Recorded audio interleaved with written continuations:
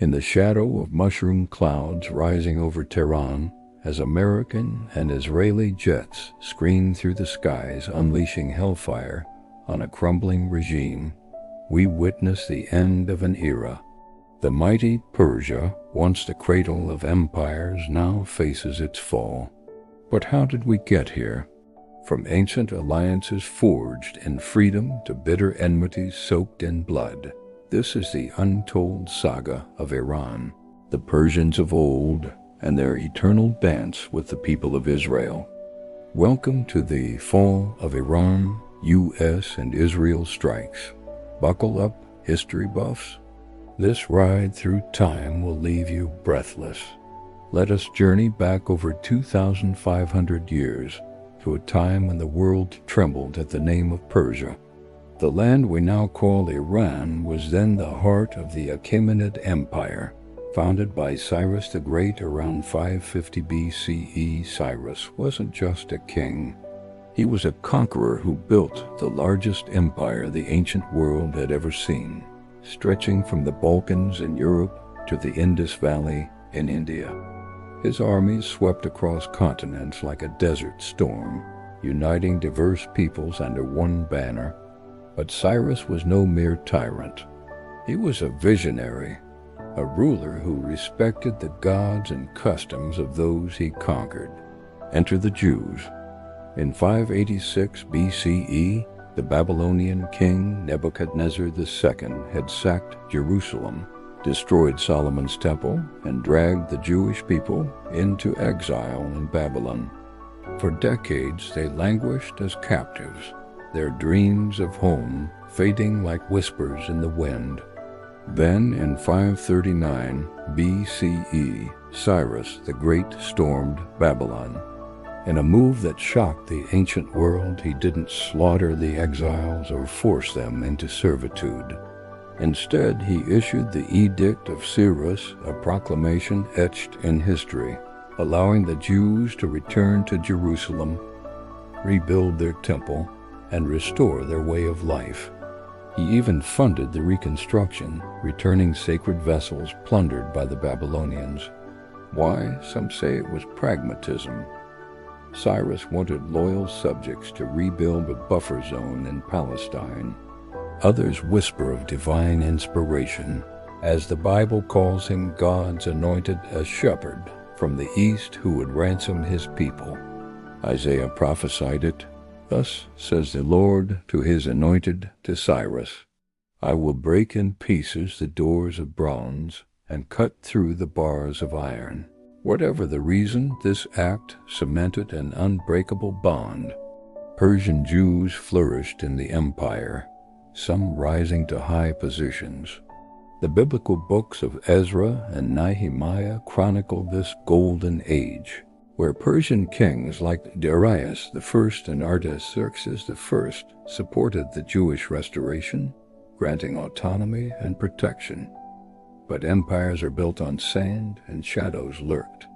Fast forward to the reign of Xerxes I, around 486 to 465 BC, immortalized in Greek tales as the villain of Thermopylae, where 300 Spartans held off his hordes. In the book of Esther, set during his rule, we find a darker chapter. Haman, a high-ranking official, plotted the genocide of all Jews in the empire. Driven by personal grudge and ambition, he convinced Xerxes to decree their annihilation on a single day. Enter Queen Esther, a Jewish orphan raised by her cousin Mordecai, who had become the king's wife in a twist of fate. Through courage and cunning, Esther exposed Haman's plot, turning the tables. The Jews were armed and defended themselves, averting disaster. This event birthed the festival of Purim, celebrated with joy to this day, a reminder of Persian peril and providence. The Achaemenid Empire thrived under kings like Darius, who reorganized the realm into satrapies, built the royal road for swift communication, and erected Persepolis, a glittering palace city symbolizing Persian might. Zoroastrianism, the empire's faith, emphasized truth, order, and a cosmic battle between good and evil influences that echoed in Jewish thought, perhaps shaping ideas of angels, Satan, and resurrection. Yet, glory fades. In 334 BCE, a young Macedonian firebrand named Alexander the Great crossed into Asia, shattering Persian armies at Granicus, Issus, and Gaugamela.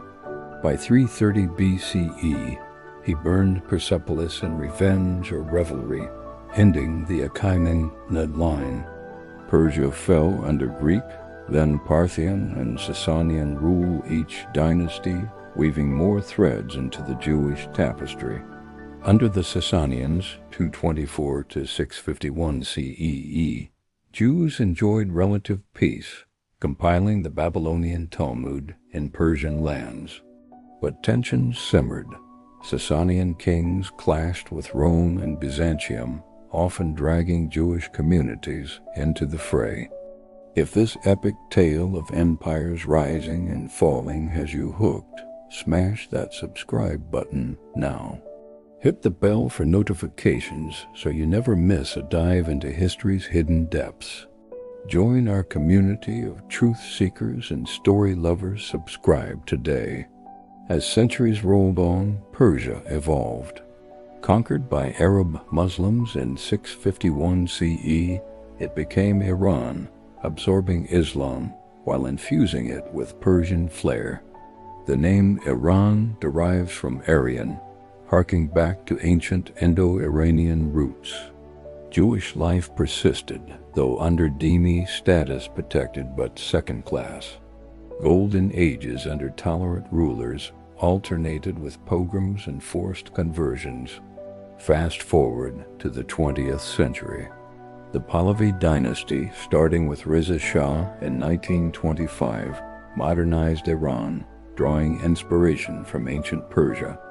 Reza admired Cyrus and sought to revive pre-Islamic glory, even changing the country's international name from Persia to Iran in 1935.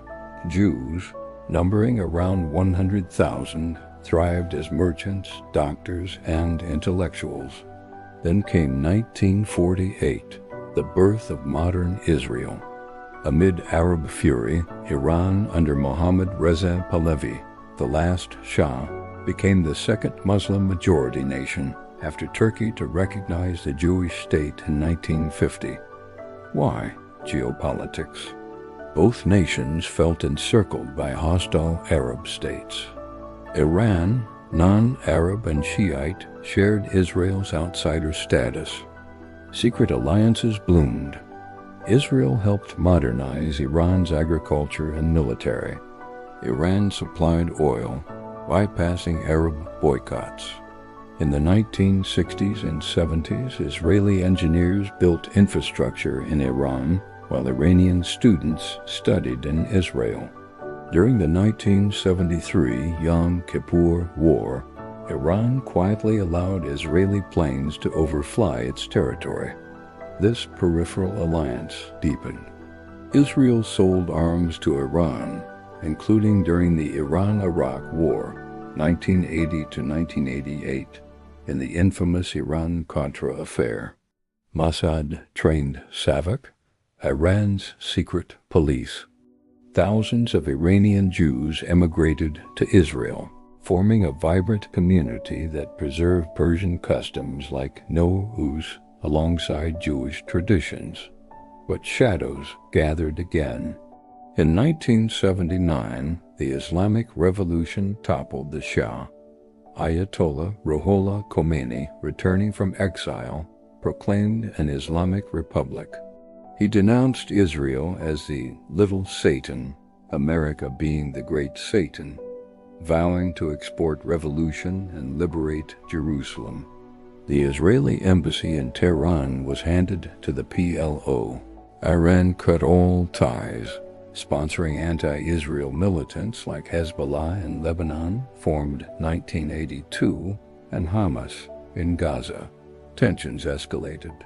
In the 1980s, Iran backed bombings against Israeli targets. Israel struck back covertly. Assassinations of Iranian scientists, cyber attacks like Stuxnet 2010 that crippled nuclear centrifuges. Iran pursued nuclear ambitions, denying the Holocaust while threatening Israel's existence.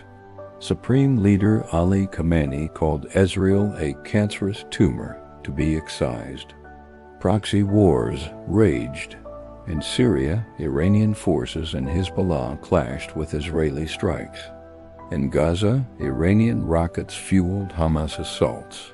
The 2015 nuclear deal, JCPOA, briefly thawed U.S.-Iran ties under Obama, but Trump withdrew in 2018, imposing maximum pressure sanctions.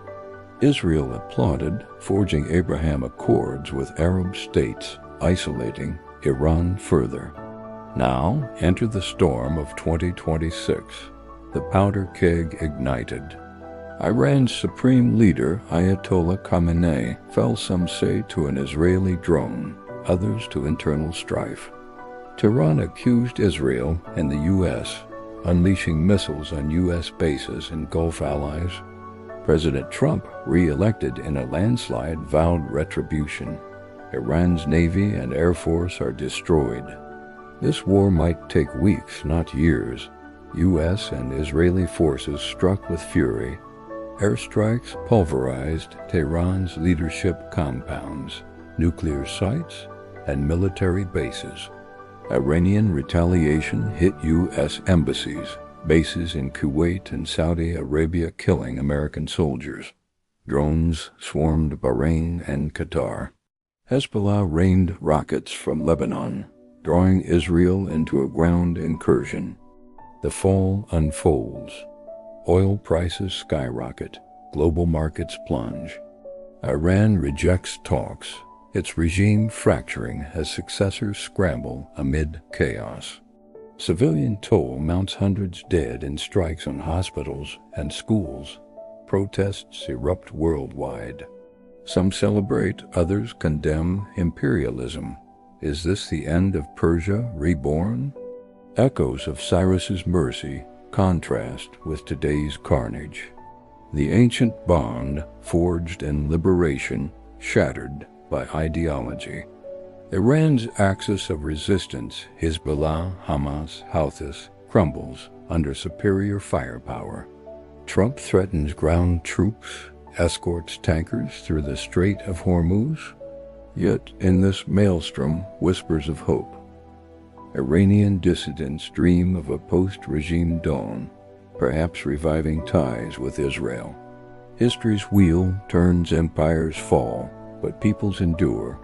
As the dust settles on this historic clash, remember, knowledge is power. If you've been riveted by this journey from ancient glory to modern downfall, subscribe now. Don't miss future episodes unpacking the world's wildest stories. Hit subscribe, like, and share. Let's build this channel together.